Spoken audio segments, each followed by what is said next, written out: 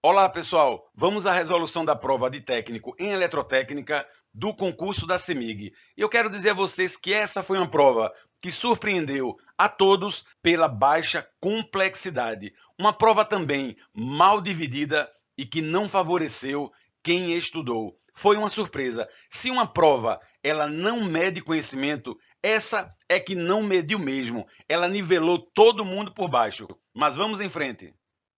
Nessa primeira questão, temos que verificar a diferença entre amperímetros e voltímetros. Veja que questão bem elementar. E já verificamos aqui no canal que o voltímetro mede tensão elétrica, é ligado em paralelo com a carga e a resistência é bastante elevada. No voltímetro ideal, essa resistência ela é infinita. Já o amperímetro ele é ligado em série com a carga, mede corrente elétrica e o amperímetro ideal tem resistência igual a zero. Então, a alternativa correta é a letra C. O amperímetro possui baixa resistência interna, enquanto o voltímetro possui alta resistência interna.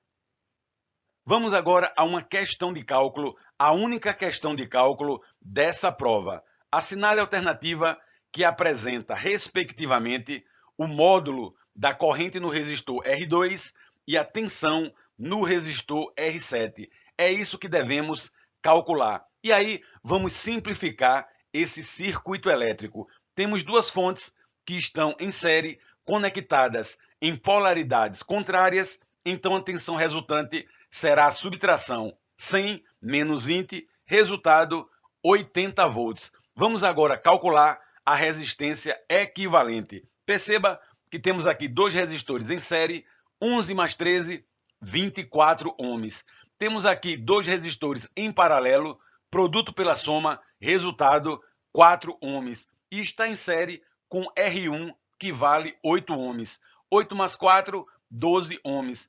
Podemos então substituir todo esse circuito por esse circuito equivalente simplificado. Temos aqui a corrente I, que é a corrente total do circuito, corrente elétrica I2, que é a que passa no resistor R2, que devemos calcular, e a queda de tensão V7, que é a queda no resistor R7. Perceba o seguinte, temos aqui três resistores em paralelo. 24 com 24, dividido por 2, resultado 12 ohms. Sobra dois resistores de 12 em paralelo. 12 dividido por 2, 6 ohms é o resultado da resistência desse equivalente em paralelo. Então, a resistência equivalente total do circuito será os 6 ohms somado com R7, que vale 14 ohms. Resultado, 20 ohms. E agora podemos calcular a corrente elétrica total do circuito, dividindo tensão da fonte equivalente pela resistência equivalente.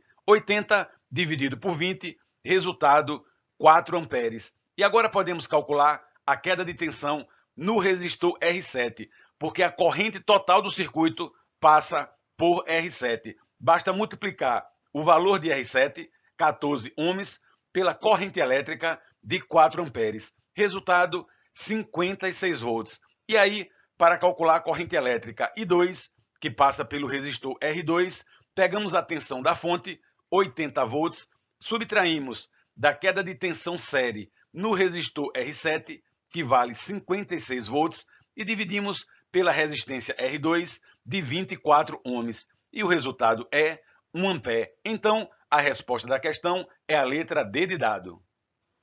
Nessa questão, temos que verificar a diferença entre motores e geradores elétricos. É bastante simples. O motor elétrico, ele converte energia elétrica em energia mecânica do movimento. E o gerador elétrico faz o inverso. Ele converte a energia mecânica em energia elétrica. Dessa forma, a alternativa correta é a letra A. Essa é a primeira questão sobre normas regulamentadoras, a NR33 e a NR10. Se você lembrar apenas da definição, a NR33 ela trata sobre segurança em espaços confinados, enquanto a NR10 é sobre segurança em instalações elétricas. Dito isso, a alternativa correta é a letra B de bola. A NR33 está relacionada à segurança em espaços confinados, enquanto a NR10 aborda a segurança em instalações elétricas. Bastante simples, uma pergunta apenas da definição do nome da norma. Vamos agora a outra questão sobre normas regulamentadoras, e é sobre a NR12. Essa NR12, ela trata sobre segurança e saúde no trabalho em relação a máquinas e equipamentos. Então, a alternativa correta é a letra D de dado. Mais uma vez, uma simples definição da norma. Nessa questão 31, trata-se sobre características dos semicondutores. Lembra, semicondutores que são utilizados em diodos, transistores, tiristores. Vamos então às alternativas. Letra A. Possuem condutividade elétrica maior que a dos condutores. E essa alternativa ela é falsa, porque um semicondutor ele transita entre a condutividade de um condutor e a condutividade de um isolante. Lembra, por exemplo, de um diodo? O diodo pode operar como uma chave fechada, um condutor de eletricidade, ou como uma chave aberta, um isolante, cortando a corrente elétrica do circuito. Vamos à letra B. Possuem um número fixo de elétrons na camada de valência. Não é verdade. Esse número de elétrons ele é variável, que é justamente o que vai definir se ele se comporta como condutor ou isolante. Letra C.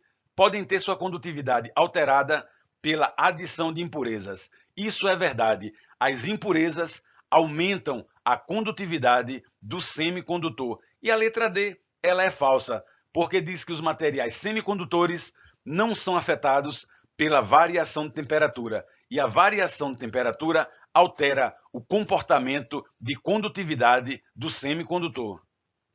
Nessa questão 32, temos que responder sobre controladores lógicos programáveis, especificamente a linguagem ladder, que é a linguagem de programação de PLCs. Vamos então verificar as alternativas e marcar a alternativa correta. Letra A. É uma linguagem de programação orientada a objetos. Não é orientada a objetos, como por exemplo a linguagem Java, C++. Letra B. Utiliza símbolos gráficos para representar as operações lógicas. Essa é a alternativa correta. Perceba pela ilustração que a linguagem ladder ela utiliza símbolos gráficos. É uma linguagem de contados, ou seja, as operações lógicas, os controles de fluxos, eles são realizados através de símbolos gráficos. Mas vamos em frente para o aprendizado. Letra C. Utiliza sintaxe textual semelhante à linguagem C. Utiliza símbolos gráficos, já falamos, e não linguagem textual, e nem ao menos semelhante à linguagem C. Então, alternativa também falsa. E a letra D de dado, que já havia aí o grifo em vermelho, possui uma sintaxe baseada em palavras-chave e estruturas de controle. Isso é o básico da maioria das linguagens de programação, mas não da linguagem ladder, que é uma linguagem de contatos que utiliza símbolos gráficos. Então a resposta correta é a letra B de bola. Vamos agora a uma questão sobre automação industrial e pede qual é o exemplo de atuador industrial. Um atuador é aquele dispositivo que atua executando uma ação, por exemplo, abrindo ou fechando uma válvula. Vamos à letra A. Termopar não é um atuador, faz apenas medição de temperatura. Válvula solenoide é uma válvula bobinada. Agora sim, temos um atuador industrial que pode abrir ou fechar controlando o fluxo. Temos aqui na animação uma válvula solenoide. Quando ela é energizada, temos então uma movimentação abrindo ou fechando a válvula. Então, é a resposta da questão, letra B de bola. Letra C, tubo de Venturi faz medição de variação de pressão. E a letra D de dado, placa de orifício, faz a medição de vazão. Então, a resposta é a letra B de bola. Nessa questão 34, trata-se sobre qualidade de energia elétrica. E qual é a pergunta? Assinale a alternativa que apresenta corretamente um parâmetro relacionado à qualidade de energia elétrica. Já observamos logo de cara que as letras B, C e D, elas são incorretas. Resistência elétrica, corrente nominal e capacitância não têm nada a ver com qualidade de energia elétrica. São parâmetros do circuito elétrico que dependem da carga. Dito isso, a resposta da questão é a letra A, fator de potência. O fator de potência ele está relacionado à qualidade de energia elétrica, porque sabemos que um baixo fator de potência ele pode provocar sobreaquecimento dos condutores elétricos da instalação, sobrecargas em fiação e transformadores, também subtensões na rede elétrica e, por fim, temos perdas de energia elétrica por efeito de Joule, porque teremos uma maior corrente elétrica circulando na instalação. Então, fator de potência está relacionado à qualidade de energia elétrica. Vamos agora a uma questão bastante específica, aquela questão para ninguém acertar, para ninguém fechar a prova. Eu acredito que esse foi o objetivo dessa questão. Eu, por exemplo, não tinha qualquer conhecimento sobre esse tipo de sensor, o LVDT. Ele é um sensor, na verdade, um transformador diferencial variável linear. E qual é o objetivo? Detectar deslocamento linear. Então, ele é um sensor que se baseia em indutores. Vamos então às alternativas. Letra A é um sensor resistivo que mede a deformação em materiais elásticos. Não é um sensor resistivo, é um sensor indutivo. Ele utiliza bobinas. Letra B de bola. Utiliza um princípio magnético para medir o deslocamento linear de um objeto. Essa é a alternativa correta. Na verdade, nesse sensor temos indutores e aí se detecta a variação da indutância mútua entre as bobinas. É dessa forma. Vamos à próxima. Letra C. É um sensor capacitivo. Não é. É um sensor indutivo. Letra D de dado. Mede a tensão elétrica gerada pela diferença de potencial entre dois pontos. Não é verdade. É a detecção da variação da indução mútua. Chegamos então à questão 36 sobre gestão financeira de uma organização. E a pergunta ela é extremamente básica. Qual a diferença entre receita e despesa? E a alternativa correta é a letra B de bola. Veja que simples. Receita é o valor recebido pela empresa e despesa é o montante gasto. Temos agora uma questão sobre desenho técnico e temos que assinalar a alternativa correta sobre a função, o objetivo da escala num desenho técnico. A alternativa correta é a letra B de bola. Através da escala, você estabelece uma proporção entre as dimensões reais e do desenho. Poderá haver uma redução ou ampliação. Vamos agora a outra questão extremamente elementar sobre orçamento financeiro. E deseja saber qual o objetivo do orçamento financeiro. E aí é muito simples. Por que é que a gente faz um orçamento relacionando receitas e despesas? Para monitorar e controlar as despesas e garantir que elas não ultrapassem as receitas. Simples, básico, não tem dificuldade. Vamos agora a uma questão sobre desenho. E aí temos o desenho por computador e o desenho tradicional e temos que assinalar a alternativa correta. Letra A. O desenho técnico tradicional permite fácil reutilização de estruturas já criadas em outros projetos. Essa alternativa é falsa, porque o desenho tradicional em papel não permite a reutilização. Não dá para fazer Ctrl+C, Ctrl+V, como por exemplo numa ferramenta CAD. Vamos à letra B de bola. O CAD não é adequado para desenho simples e de baixa complexidade. Muito pelo contrário, o CAD pode ser utilizado para desenho simples e também de alta complexidade. Letra C.